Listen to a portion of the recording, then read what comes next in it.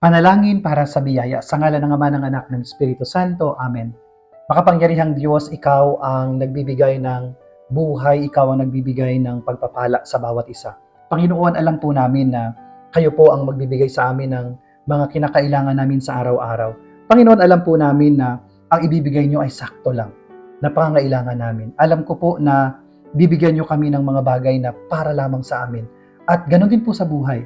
Hindi po lahat ng mga luho sa buhay ipagkakaloob ninyo kung hindi naman po namin kailangan.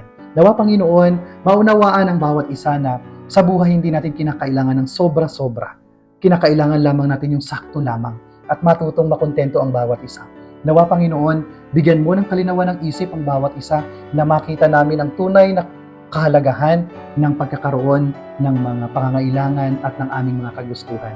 Kaya po nahihirapan ang ibang tao dahil lumalampas na sa mga pangangailangan kaysa doon sa kagustuhan. Nawa Panginoon, bigyan mo sila ng tamang kaisipan, malinaw na pangunawa na kung anong kinakailangan ay ipagkakaloob ninyo because you are the God who always provide.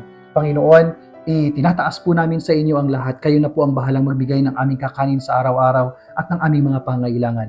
Ito ay inihiling namin sa pangalan ni Jesucristo na aming Panginoon. Amen.